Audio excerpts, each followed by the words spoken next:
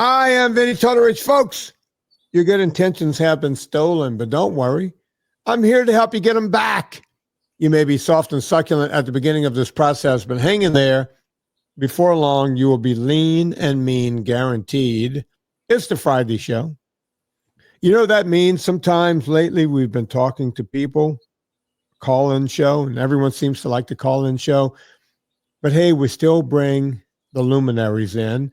And this is the kind of guy I've been wanting to talk to for a long time because, quite frankly, I don't know much about this subject. I've had a few people come on, different chefs or whatever, and they'll talk about raw milk.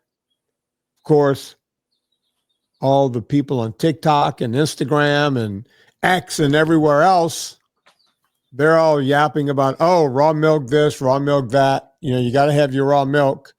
So I'm always trying to figure out what the truth is when it comes to the raw milk. And I can't seem to ever get a real answer. I'm not sure why it's not legal in every state. I mean, marijuana is. And, so it's kind of a strange thing. So had a guest on a few weeks ago and she goes, oh, you got to talk to the man, the CEO, the guy that knows everything about raw milk. And that's him you hear laughing in the background. So without any further ado, we're going to bring on one Mr. Mark McAfee. Yeah. Hey, Mark, do I look blurry to you? Does my camera look blurry? Slightly, but you're in and out of focus. You're doing okay. Yeah, I'm trying to figure out what's going on. I'm trying to figure out why. It's in focus now. You're in focus. Yeah, it brought it back in. Okay, so there we go. Just when I said it came in. Mark, you heard my little preamble there, and you were chuckling during it. And look, when I was still living in California, and I know you're still out in California, there were certain things I didn't understand. I'll give you a few examples. I was at a friend's house one day in Calabasas, the home of douchebaggery, if there ever was a home for douchebaggery. And we were having a cookout in his backyard. And people have heard me tell this story before. And all of a sudden, there was a knock on the door. It was one of those big, giant, big mansions. My client is a celebrity type of person. Not type of person, he was a celebrity. And the wife goes, honey, we have two cops here. It's like, what? So they come in the backyard, and these guys are really sheepish because they did not want to have to roll on this. But they did. And they said, I'm sorry, but you're smoking a cigar.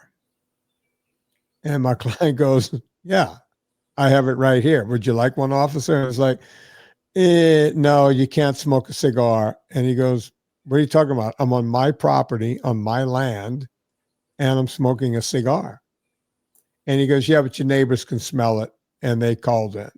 So you can imagine the look on my face, right? Now, my client did what celebrities often do, where they just, he goes, yeah, look, I'll just put it out. I don't want to cause any trouble, because they don't want to end up in the news the next day over something so stupid, right? And as soon as the cops left, he lit a cigar up again and everything was fine. But it got me into a conversation. I said, it's interesting that we can walk down the street in Calabasas and the whole place smells like pot.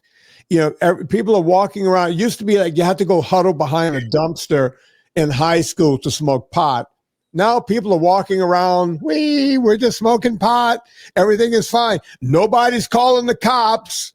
We're not sure if it's legal or illegal. Well, it's legal in the state, but federally it's not legal. And all these legal wranglings with pot, yet no one is calling an officer.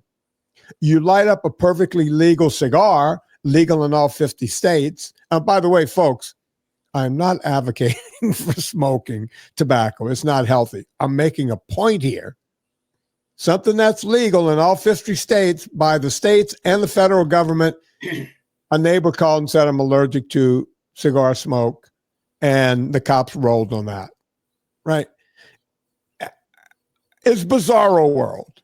Another bizarro thing in California. I don't know if you know this, but if you go to a Starbucks, if you ever walk in, and if you ever, I guess if you want a really bad cup of coffee, you would walk into a Starbucks. There's a sign in California that coffee is known to the state of California to be a carcinogen. I am not making this up, Mark McAfee. I'm not making this up at all.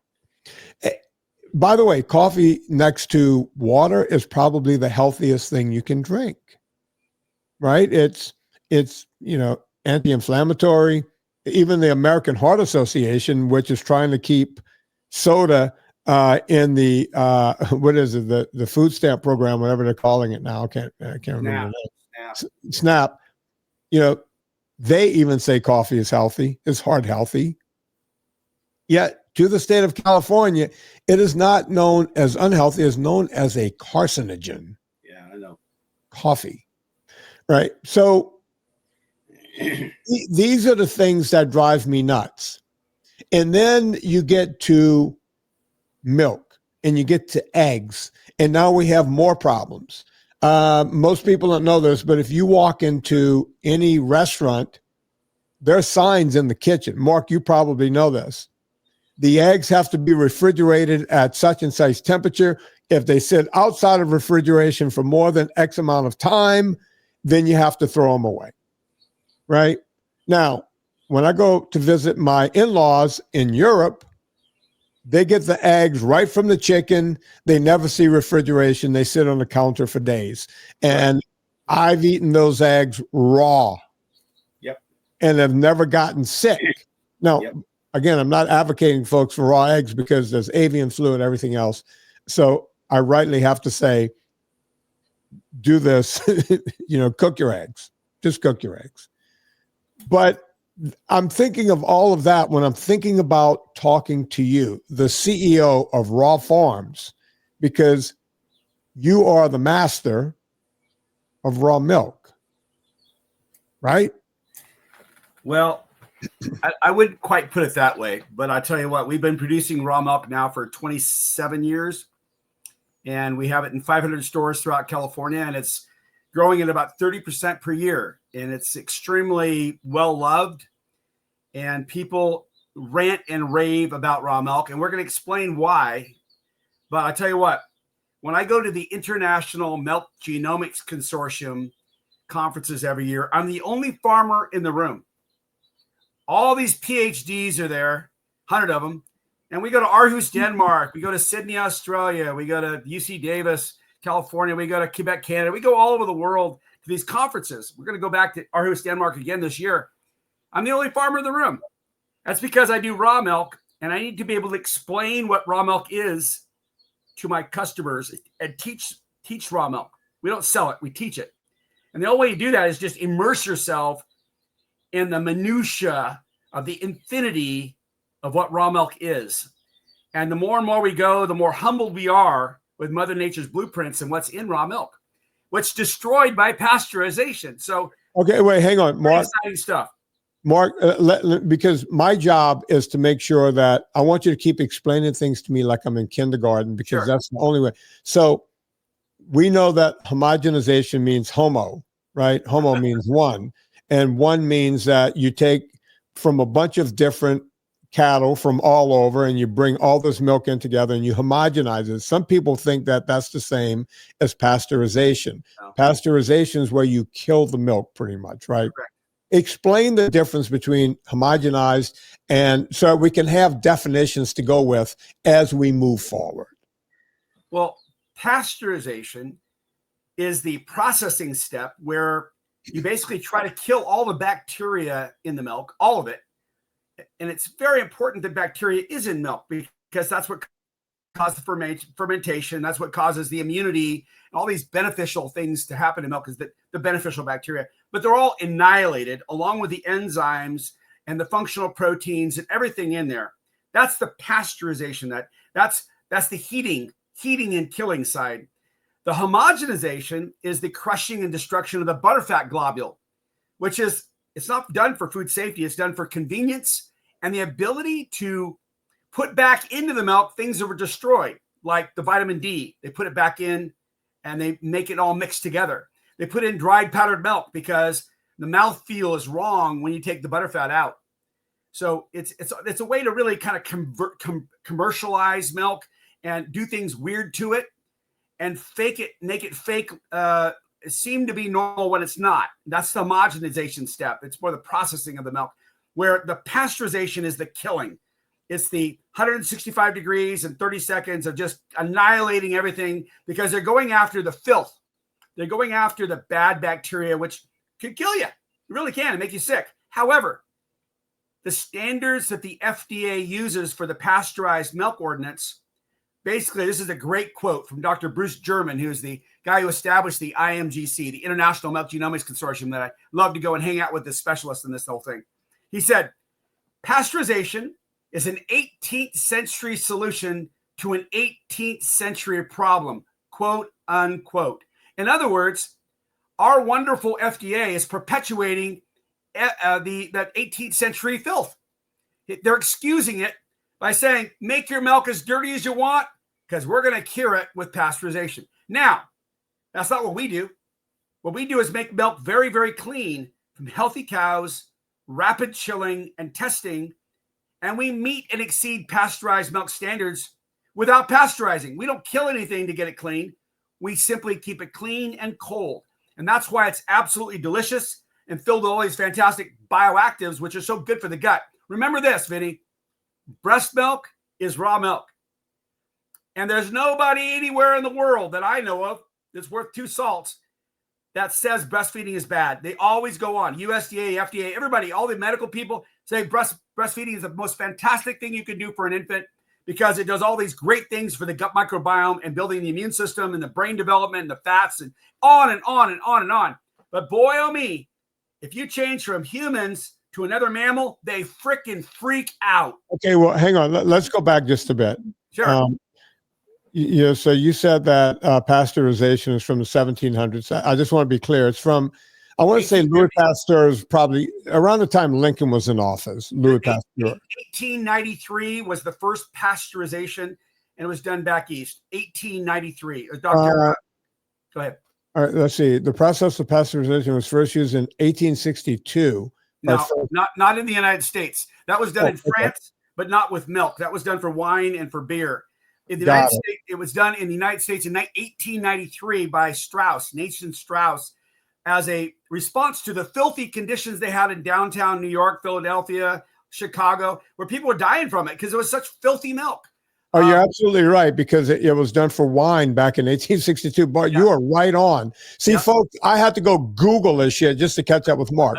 So I like to make sure everything, is spot on. So, all right, we figure out pasteurization for booze, and then we bring it into the milk. All right, so before that, what was wrong with our milk? Well, for about 8,000 years before Christ, we're talking 10,000 years ago, there are cave paintings showing humans drinking raw milk and domesticating animals. And all over the world, we've had horses, sheep, goats, camels, reindeer, donkeys to get milk because it's a whole food nutrition. And if you had a domesticated mammal that produced milk on grass, you could convert sunshine into something you can eat because you don't have four stomachs. The cow does. So the cow can convert liquid sun. It makes liquid sunshine. Basically, you've got grass. That's the sun. You can't eat grass because your stomach can't digest it. You don't have four stomachs. You're not a ruminant. So the cow converts sunshine into food we can eat.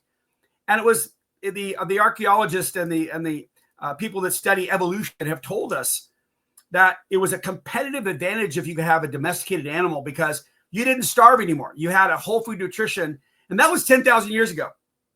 And so all the way through, the land of milk and honey, all the way through the Roman period, the Dark Ages, all the way through the beginnings of America, in the 1700s, people had cows next door or in their under their houses. They had them all around the world. People had cows. The Maasai in Kenya had cows all over the place, and they'd starve.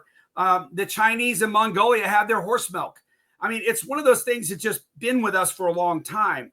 But one thing that happened in the late 1800s, which changed the story of milk quite a bit, was you bring the cows in from the countryside into the downtown city areas. No clean water, no flushing toilets, filthy everywhere, no green pastures. Cows are being fed distillers' grains, not pastures.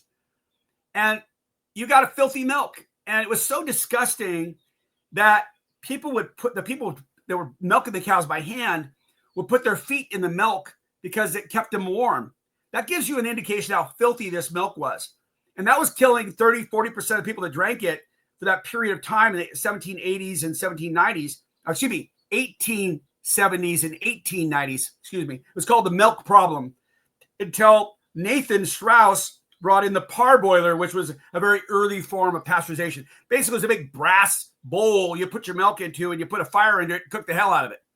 But at that same year, Dr. Henry Coit established the AAMMC, or the American Association of Medical Milk Commissions, in 1893.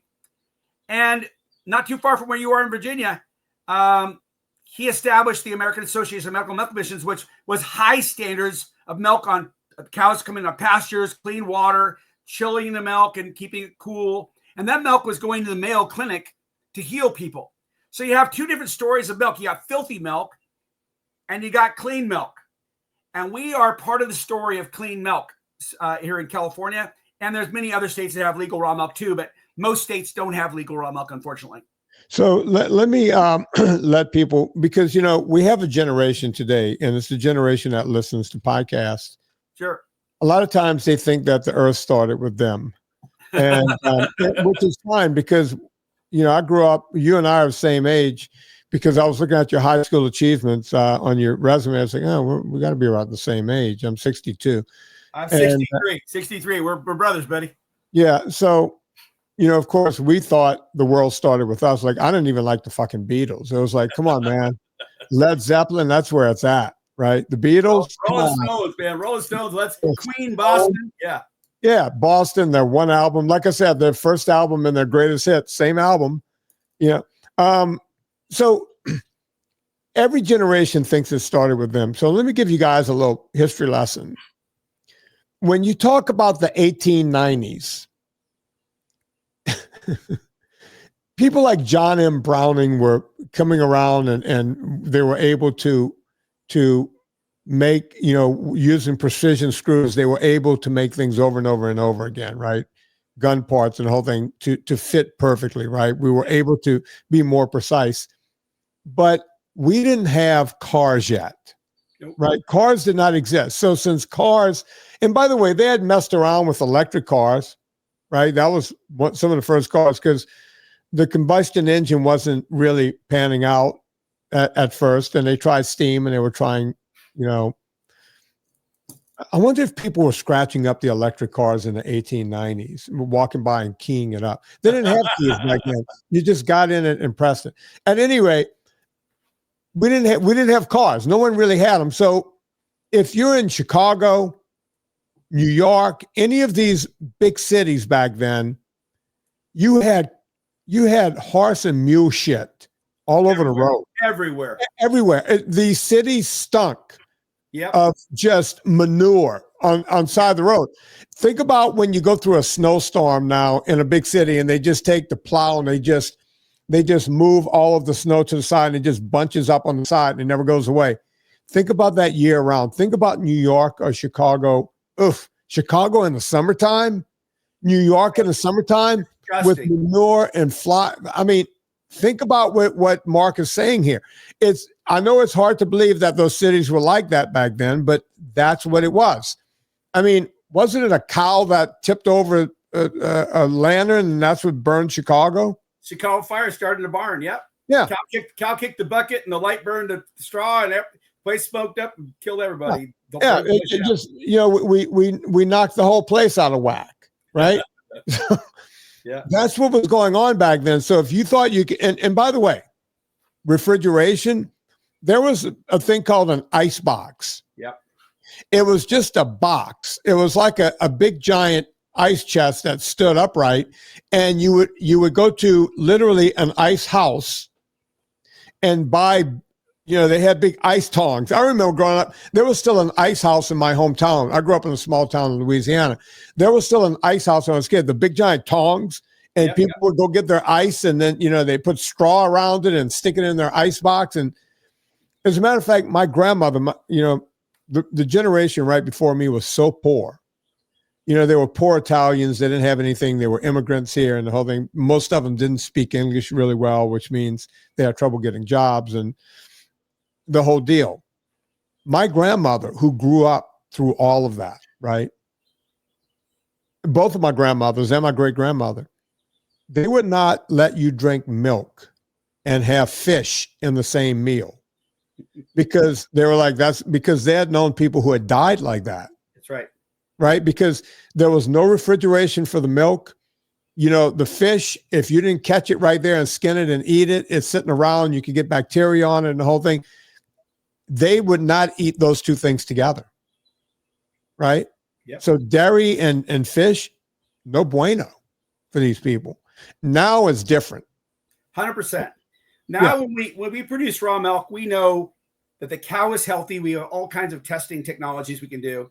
We know about the right kind of conditions that you want the cow to be in so she's clean and happy.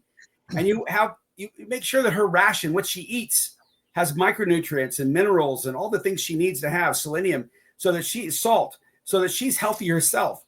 She's not minerally deprived. She has the vitamins she needs to do well. And then when we milk the cow, that udder is impeccably clean.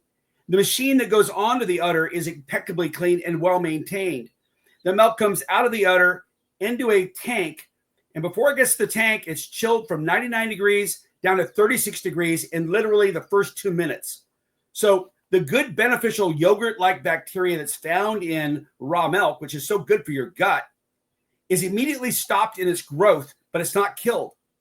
It's there. It's going to be there for the next 2 or 3 weeks until you drink the raw milk, but it's delicious because it's so clean, so quick, and so cold. And we understand this technology. In fact, we go one step farther. Here in California, we have our own Thermo Fisher lab on farm with a full-time microbiologist that tests every batch of milk to make sure that before that milk goes in the bottle, there are no pathogens, no listeria, no Campylobacter, E. coli, salmonella, nothing in that milk except for beneficial bacteria. And if there was, we divert it. It doesn't go into the product. So we are all over this, like you can't believe, to really do a responsible job. And people recognize it because they can taste it. It's delicious, absolutely delicious. And it's so good for your gut microbiome, just as breastfeeding is for infants, raw milk is for all ages of life. Very anti-inflammatory, very probiotic, very healing, very good to rejuvenate the gut, which is shot by antibiotics and all kinds of other things we do with preservatives and GMOs in this country, which just makes the gut on fire. So raw milk's a fantastic gut recovery food. All right. So Mark, take me through it. And I want you to be honest in both. Sure. Sure you're going to be honest. Yep. Are there any redeeming qualities to the pasteurized, homogenized, vitamin D added back in milk? Is there any value to it whatsoever? It lubricates cereal. Explain. It's hard to eat dry cereal. So pasteurized milk would be a cereal lubricant.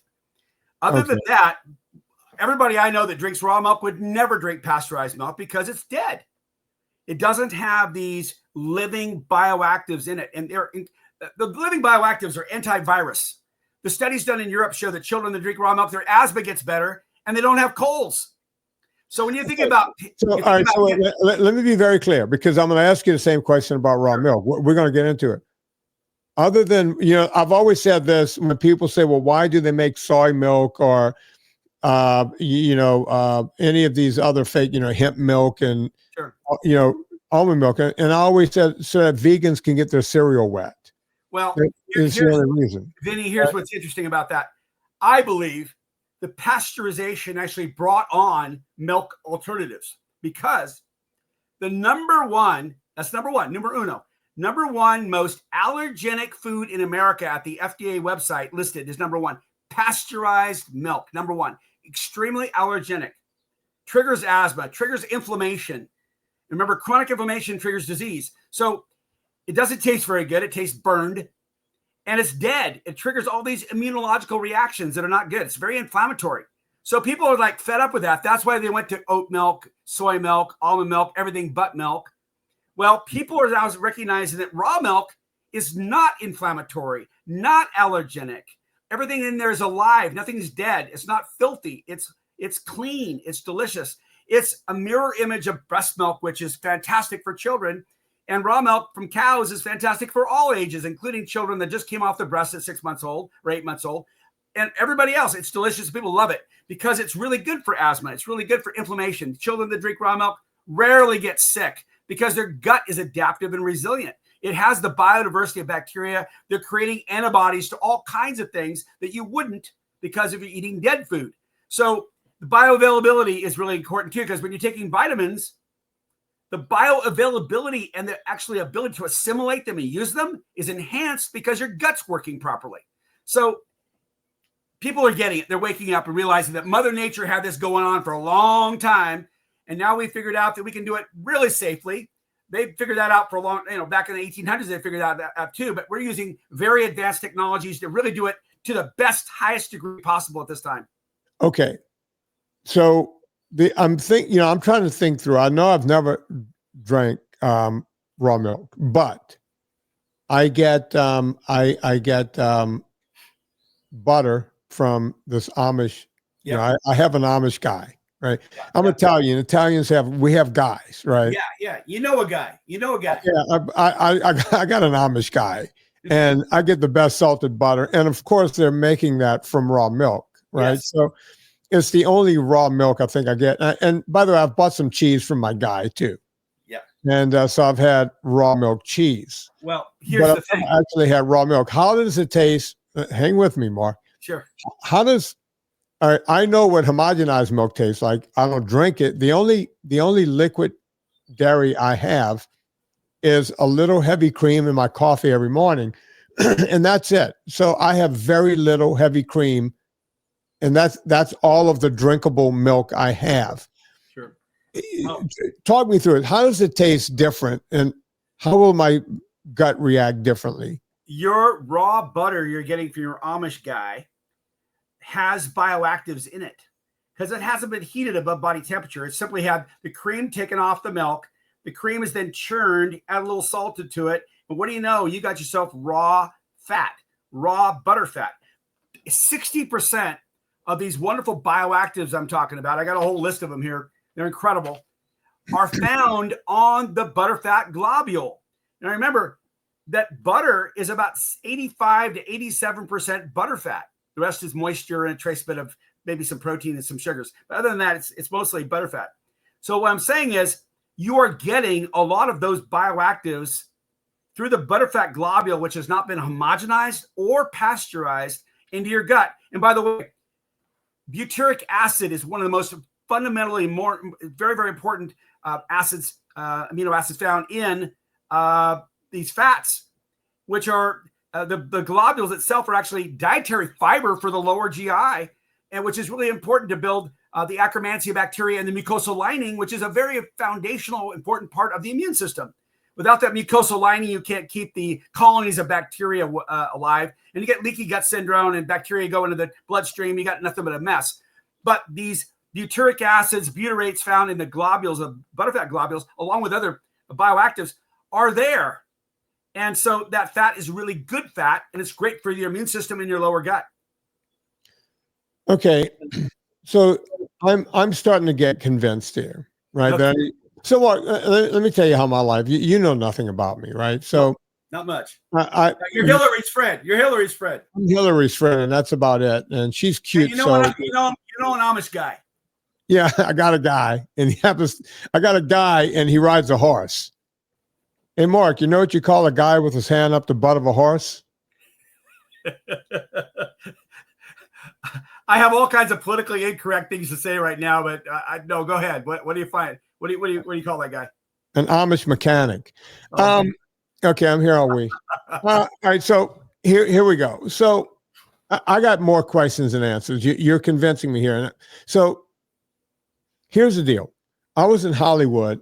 I was a fitness trainer for, I don't know, 40 years. 32 of those years were in Hollywood working with important people, and I'm doing air quotes here. And my secret to keep them lean and mean was to keep them off of sugars and grains, right? Right. My feeling is if you didn't eat like a cow, you weren't going to look like a cow. And it worked like a charm. But I was an ultra athlete. I was a guy that would ride a bike in races. Some of these races were 36, 48 hours nonstop on a bike. So I was lean and mean, but I would eat a shit ton of carbs when I was on a bike because it's quick energy and you can just keep turning it over.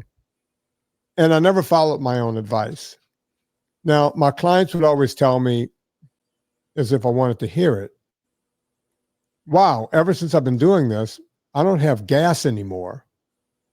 Right. And whenever I would do it in the off season, I would notice that I would go from farting all day like a ruminant, right? Because ruminants just eat and fart all day and belch, just belch. It's coming out of both ends. And whenever I was stopping, in the off season from riding the bike, my gas would go away. Well, in 2008, I started doing this full time because I had cancer and everything else. And turns out, I was like, yeah, my clients are right. I never. I'm going to be honest with you. I know this is going to sound gross, but we're talking about the gut and the gut biome and all that. But even when you just cut out sugars and grains, when I wake up in the morning and take a leak, I might have a little gas right then. And maybe once later on in the day, I never have gas. My wife will tell you, my wife is the same way, no gas, right? I know this sounds crazy. And when I talk to people who I work with, they'll say, yeah, gas just goes away. What happens if I add to this and start drinking raw milk? Will it be even less than that? Will it be more? What happens with the gas situation? Let's start with that, and then we're going to work backwards from there. Raw milk is not associated with maldigestion or lactose intolerance. Not. Okay. Because it colonizes the gut with the beneficial bacteria, lactobacillus and other bacteria like that. The lactobacillus actually creates lactase, the enzyme lactase, to help you digest lactose. So you're not going to have any gassy farts or burps or anything coming from maldigestion or lactose intolerance with raw milk. In fact, you enhance the digestibility of everything because all the enzymes are there. The lipase enzymes, protease, peptidase enzymes, all these functional enzymes that are going to functional proteins, they're all there. Nothing's destroyed. Everything's alive. And so your gut is just happy as heck.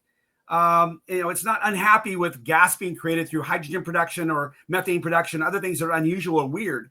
Now, that doesn't mean you don't have an occasional fart here and there from something you ate. I'm not suggesting that. But I'm saying that raw milk actually tamps down any of that weird maldigestion that's going on. Your gut is happy. People with Crohn's disease, after 6 months, they don't have it anymore. Crohn's, kefir, which is fermented raw milk, kefir smoothies, avocados, bone broths, extremely gut healing. Stay off the sugars, stay off the antibiotics. Your gut will calm down. It'll be happy. So America, we're doing 130,000 ileostomies a year right now, and that's considered normal? BS. That is considered crazy tragic because of a gut that's on fire from the foods we eat, the sugar overdoses, and all the inflammatory stuff we do. But people that drink raw milk, their Crohn's gets better, and their irritable bowel system situation goes away as well. Yeah, my younger brother, who's now 58 years old, he's had Crohn's disease since he was 15, and he almost died 2 years ago because they don't say if you get, with Crohn's disease, it's not if you get colon cancer, it's when you get colon cancer. Yep. And he got it. They caught it 3rd stage. It was already in the lymph nodes. They had to, do all the heavy chemo and everything, and then cut his colon out, and he's on a bag for the rest of his life, right? Yep. And he would, you know what, I'm going to be honest with you, even before the raw milk thing, I would say, Frankie, listen to me, man. You just get off of the sugars and grains. And he would because he's my brother, he's not going to listen to me. He's like, Vinny, you don't understand. I'm actually sick.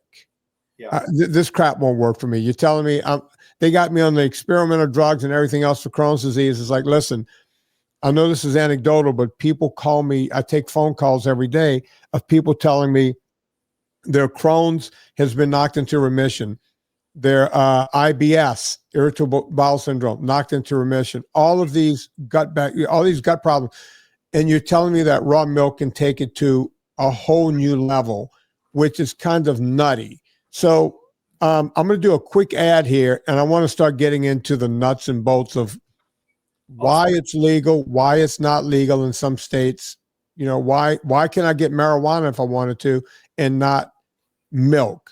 It's about the money. We'll talk about the money. We'll get into it, but I want to know where I can find it in my state. And I want to try this because I'm excited. You've gotten me excited, Mark. So hang on, folks. Listen, we got to pay the bills around here, and we do that with olive oil. Now, just like we're talking about the politics of milk, the truth about olive oil. I've been telling you guys this for a long time. In the good old US of A, we can cut olive oil up to 40% and still call it pure, unadulterated, first press, cold press, virgin. You can put all these words on a package. It doesn't mean anything. You're taking 40% seed oil, usually rapeseed oil. It had such a bad name, they started calling it canola oil. And then when it doesn't look like olive oil anymore, they have to add a color, and then they have to add a smell to it to make you think you're getting olive oil. This is an abomination. Not when you go to Villa Capelli, folks. Villa Capelli, this stuff comes straight out of Puglia. I stand behind it because I know the owners of the company. It's 100% pure olive oil. Are they the only ones doing this? No. But walk into a Whole Foods or a Wegmans and get real olive oil. You might as well have a cocaine problem because that's how expensive it is. The people in Puglia, Villa Capelli, they're giving you the good stuff at a great price, right? You're getting the real stuff at a great price. You want to save 10%? Put in promo code Vinnie, VINNIE. You'll save 10% every single time at Villa Capelli. Let them know we sent you. Look, if you go to VinnieTortorich.com, you'll see the Villa Capelli banner right there. You can click on it there. Or you can go straight and Google Villa Capelli. Just put in promo code Vinnie, VINNIE, no wimpy Y, and you'll save 10% every single time. Okay. You've gotten me convinced here, Mark. This stuff is good for you. And you're not the only one. I've had other people in the show. I've actually had people, they you know what? It's kind of, you guys are kind of like the pickleball people, right? Everywhere I go, you play pickleball? No. Dude, you got to play pickleball. You come to my club, we play pickleball. Pickleball. The raw milk people are like the pickleball people. It's like you guys are doing it as if your life depends on it. And they're all excited the way you're excited, right? And when there's that much excitement behind something, I always want to know what's doing, right? And everyone I'm talking to are smart people like you, right? This isn't just some, patchouli oil wearing person down in Venice Beach, California. I have people that know what they're talking about, doctors telling me, yeah, raw milk is the way to go. So I'm convinced. Now, I know that, and I meant to ask you, I know that you have something to do with, you have a connection to RFK Jr. I know just by me mentioning that on this podcast, half the people are going to turn it off because that's just what people are doing nowadays. I don't love the man. I don't hate the man. I hope the man does some good because our health is in jeopardy in this country. And I'm pulling for him. I want to see this country do great. Let me explain where my passion comes from. And remember this, I'm a humanitarian. I feed all, love all, and serve all. And I'm not on board this shit show that's happening right now at all. Right. I am supporting RFK because he's one of my customers in Los Angeles. Really? Yes, he's been drinking our raw milk for many years. And he knows the value of raw milk for the gut microbiome. And in his world of MAHA, Make America Healthy Again, one of the things you start with is the gut microbiome. So why wouldn't you start with good access to safe raw milk? Number one. Let me tell you the reason I'm passionate. I was a certified paramedic for 16 years in Fresno County. around 15,000 paramedic calls. I saw humanity. I saw humanity in all of its obese, diabetic, seizing, heart attack, shortness of breath, baby birth and shootings, you name it. I saw it 10 times at 3 o'clock in the morning. Okay. Right. Now, 10 to 11 kids every day in America die from asthma, die under the current medical paradigm. The children that are given raw milk in Europe under these big studies they have, their asthma goes away. So when I was transporting kids doing CPR and intubation and epinephrine and doing all the crazy stuff, I kept kids alive as a paramedic, crying with their parents when the parents were torn up, the kids are not doing well, blue with cyanosis and shortness of breath and couldn't get air in and out until I started to ventilate for them. That leaves a wound I will never forget. Right. In this chapter of my life, since I was 37 years old until I'm 63, I am rejoicing in the fact that I'm bringing a solution to that tragedy. And so farmers over pharmacies, food is medicine. The gut is where it's at in terms of healing. 80% of your immune system is your gut. And so I get this tremendous feedback from people like Hillary and all the other people that are consuming our products that have made their asthma get better. The kids don't have ear infections anymore. They don't get colds when all the other kids get colds in the daycare. That is a phenomenal purpose-driven life that I get to appreciate as the producer of raw milk that serves these people from farm to consumer. So I'm driven by the fact that I know I'm part of a wonderful solution for humanity. And that's what's driving me to be extremely excited. And my son and my daughter, who are driving our business, who are managers at our business, my wife, who is a nurse, who has a master's degree, delivered 26,000 kids over 25 years of so food and medicine go together. It's not all about vaccination and more pills you take. It's food is the foundation of medicine and healing and prevention. And that's why I feel so passionate about what I do. Mark, why isn't, and that's why I brought up RFK, and I'm hoping he'll do something about these type of things, right? I hope so too. We've yet to see what he's going to do, right? Correct. So far, there's been a lot of talk. I want to see him do stuff, right? I agree. I couldn't agree more. And raw milk could be one of them. How many states will allow raw milk? Because I was talking to a guy, I wish I could remember his name, but he was right over in Maryland, right over from me. And he was like, we have to sneak it in here and sneak it over there. They're talking about it like it's drugs. What's going on? Where is it legal? Why is it not legal everywhere? What's going on? There's a guy named Ben, and he's at Cream Brook Farms in Virginia. And he has 3,500 families part of his raw milk cow share program. And he distributes all over Virginia. Cream Brook Farms, Ben. He's a great guy. He's been doing raw milk for several years. He's milking about 120 cows now, doing a phenomenal job. Raw milk is legal in Maine, Connecticut, Pennsylvania. It's legal in Idaho, some stores in Utah, in Oregon, in Washington, not Oregon, Arizona, New Mexico, and California. It is illegal in the rest of the states, and about 42 states altogether. You can buy raw milk as a cow share. You have to buy a membership, buying part of the cow, and that's legal. But there's still about 8 or 9 states where raw milk's completely illegal, like Hawaii. But interesting enough, that like Delaware went from illegal to legal last year. They changed their law. So states are following left and right to raw milk because people are driving 3 and 4 and 5 hours to go get their raw milk across state lines. So things are normalizing. It's taking time, but it's a consumer-driven kind of thing. It's fantastic for farmers. It's fantastic for consumers. The processors don't like it because it bypasses them. Farmers connect to consumers and get a lot more for their milk, and the processors don't get to screw over the farmers. We're losing 5.5 dairies a day in America because of low milk prices right now. Wow.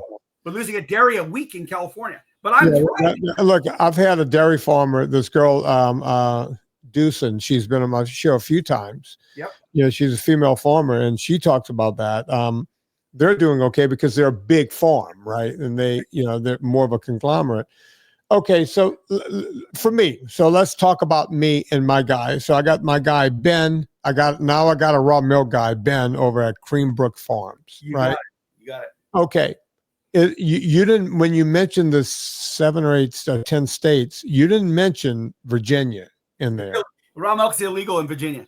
Okay. So, but you're telling me Ben is in Virginia. He has a cow share operation. He's been inspected by the state of Virginia, and they're blown away by the fact he has an on-farm lab with data on all of his milk. He's part of the rawmilkinstitute.org. So all of his bacteria counts are online. He blows away everybody in terms of his excellence. So okay, so hang on.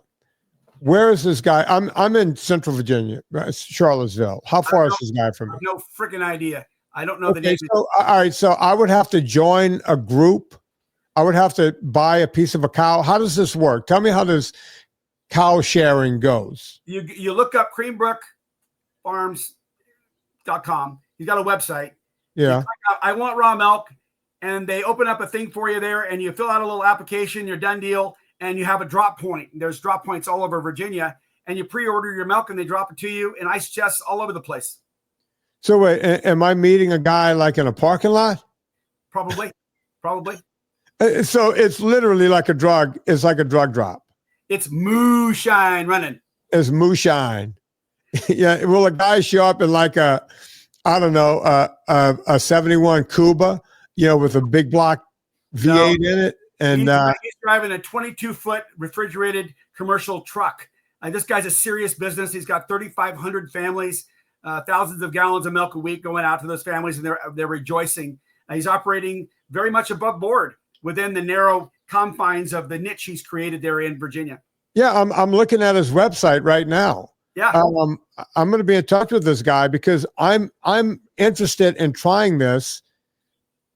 Look, I'm a guy who's beat cancer twice. Good for you, buddy. Good for you. And I'm trying. Look, you don't know my story, Mark, but they told me my cancer would be back in 5 years. I made it 17 years. My cancer came back late in 24, mid 24, and I'm cancer free again. Right on. Right. I want to see if I can beat 17 years this time. Okay. Let me share with you something. These bioactives I'm talking about, this was a study done by Cornell University by the National Dairy Council, not the raw guys, the National Dairy Council. These are the bioactives. They are anti-tumor, anti-inflammatory, anti-carcinogenic, that's near and dear to your heart, anti-hypertensive, antivirus, immunoregulatory, remineralization of bone. This is the good stuff. This is the good stuff, buddy. So if I'm buying, look, my wife and I, we don't drink a lot of milk, but if you told me to drink milk, I would try it for a while. Make a smoothie. Put it into a blender with all your berries and all the other good stuff. Bananas. I get it. But what I'm saying is we drink a little cream. So can I get raw cream? Yes. Okay. So let's say I tell the guy I need 2 gallons of raw milk. I have, a quart of raw cream. He's going to drop that to me in the middle of nowhere. What's that going to cost? You're going to basically become one of his cow share owners, and you're going to make an order, and you're going to have a rendezvous point where other people pick up the same product. So it's not like you're just the only guy. He has established rendezvous points all around Virginia where once a week you're going to rendezvous with him. He's going to have an ice chest of milk ready for you. You're going to pick it up and go home. So it's prepaid for on his website. I'm not sure exactly what the prices are. I believe it's in the $12 a gallon range. I believe it is, but don't quote me on that. And so you would make your deal with him, and he would deliver it to a place near you. He's not that far away. He's straight down I-64. He's 51 minutes away from me. So you're telling me a guy is going to somehow get me milk pretty much an hour away? I don't know his exact drop points, but you'll learn as far as when you talk to him, say, Mark McAfee sent you. He's going to go, hey, thank you. He will set up. This is how you do it. This is where you go. This is how you do it. Okay. Because I'm going to turn this dude into a podcast too. Hey, love it. He'll do that for you. He's got a great story. He spent time with Joel Salatin, which is the most famous farmer in the world. Joel is right down the road from me. Joel has invited me to do his lunatic tour a few times. Every time I get invited, like my mother-in-law was dying one time, and then I got invited again. My mother-in-law had died, so I had to go. And by the way, my mother-in-law is in Europe. Well, was. well, her body is there now. But you understand what I'm saying? Every time Joel invited me to go do the lunatic tour, something came up, which is the craziest thing ever. So you know Joel. Yes, I've been on speakers tours with him before, and Ben, he interned with Joel for a good year or something. I forget how long, and he interned with Edwin Shank, who is a family cow up in Pennsylvania, which first farmer in the world to put a on-farm lab to do coliform testing on farm. He's a Mennonite guy, solid as a rock, smart, great guy. So yeah, this is a great community you're joining, and you're going to find incredible gut healing and immune system strength through that process. Well, this will be interesting because I'm a guy who's pretty straight when it comes to, I don't do drugs or alcohol. I drink the occasional scotch, sure. Right? But I'm not a daily drinker or even a weekly drinker. I'm right. So I'm not really a drinker.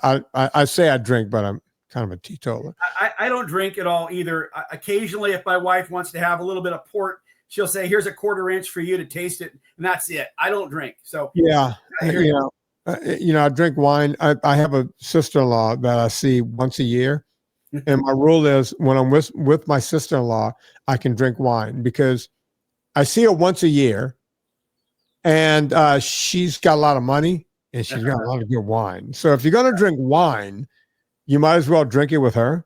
Sure. That's the way I roll. Sure. So, all right. So I want to see how this makes me feel. I'm hoping he has butter, even though I have a butter guy. You see, I'm trying to find other things to buy from the guy so he's not just dropping off 2 gallons of milk. I think he makes kefir and milk and cream. I don't think he makes butter yet. He doesn't make cheese. I'm a big fan of kefir. So, all right, let me ask you this. If I take some of this kefir and I notice that my milk is about to go bad, can I take some of the mother from the kefir and make my own kefir? Absolutely. Pour it together, whole milk and kefir together that you already got. Put it on the counter. Put it on the counter for 85 degrees or 82 degrees for about a day. You'll have a whole lot more kefir. Yeah. I don't know if people know how easy it is to make yogurt and kefir. Yeah. Right. It's, you just take some, we call it mother. I call it mother. I don't know. Just take a little bacteria from the kefir you have. So I can, if I have extra raw milk and I'm thinking it's going bad, just leave it on the counter with the kefir. Bingo. I got more kefir. Done. Yep. Yeah. So I'm excited about this because I love kefir. My wife loves kefir. Yep. I could get my heavy cream and I'll try now prescription wise. Now I'm not a kid. I'm as grown as you're going to get. As a matter of fact, I'm shrinking. How much raw milk could a guy like me have a day to be healthy? It's not a drug. So whatever you want to do. I drink at least a glass or two every day. Every day I do. I just really enjoy it. It's not a drug. It's not a prescribed thing. So whatever floats your boat. Most people just can't go without it, having it once a day. They just guzzle a nice cup of milk because it tastes good. It makes them feel good. By the way, serotonin and dopamine are both made in the gut by bacterial action. Yeah. They make you feel really good in your brain. So the gut-brain axis is really good. It makes you feel good when you drink raw milk because the serotonin and dopamine are your friends and they're going to your brain, make you feel good. I'm excited about this. Mark, I like to keep these things to about an hour, so I don't want to keep you forever. And I got to go record other stuff after this. Right. But I'm hoping to have you back on again because this has been nothing but a pleasure. Right. Let people know we have a lot of Californians who listen to us. Are you just in Fresno? Can you get stuff down to LA and everywhere else? So how does that work? 500 plus or minus stores in California carry our dairy products. We have 95 employees. We have 2 dairies. We have a creamery. We've got 25 trucks running to 500 stores. We are a busy operation, multi-generation. I'm the founder and CEO. My son's the president. He's got his master's degree. He runs the whole operation. He's a great guy, Aaron. My daughter is the social platform queen. She's got a degree in marketing. She runs God knows what going on social platforms, which are always on fire. So her husband is our distribution logistics manager, does all the sales stuff. So yeah, Sprouts, Nugget, Air One, Italy, Lassen's Markets, Nugget Markets, Jimbo's. I mean, it's all over the place. Just go to Farm USA, rawfarmusa.com. Look up your zip code. It'll tell you the 10 closest stores to your house and the driving, how to get there. Yeah, if I was still in California, I would just go get your product. But we got the hell out of there for so many reasons. Understood. And thank God, because God, all the fires that just happened. I know. I was in most of those homes for a lot of years, man. Wow. It was nuts. So, folks, go check out everything Mark McAfee is doing. We're going to put all of his links in the show notes so you can check him out, especially if you're in California. I'm finally convinced to try raw milk, right? Make sure it's fresh, delicious, from a trusted farmer. You'll never, ever, ever regret it. You'll love it. I'm going to Creambrook Farms. You bet. Ben's awesome. Ben's fantastic. I'm going to have you connect me with Ben off the air. I'll do that. So because you can't go anywhere after this podcast anyway, we have to wait for it to upload. So hang on, don't hang up. Okay. Folks, you know what to do. Rate and review this podcast is how other people find us. Before you go to Amazon, go to VinnieTortorich.com. And when you go through VinnieTortorich.com, it doesn't cost you anything, right? But it puts a little coal on the fire, gets my train down the track. We're able to keep the show free now for almost 13 years. Think about that. We're coming up on 13 years. We got almost 3,000 shows in the can. Folks, that's all because of you. I've never collected a dime from this podcast. It's because of you guys that it's still running, and we can bring you people like Mark McAfee over at Raw Farms. So please go and do that. And every time I do this ad at the end of the show, Mark, I feel like PBS begging people for money. But look, I mean, we have a lot of people at work here, and they all have to get paid. And that's how we keep the show running. So on behalf of Mark McAfee, my name is Vinnie Tortorich. Put life into living and do it with enthusiasm.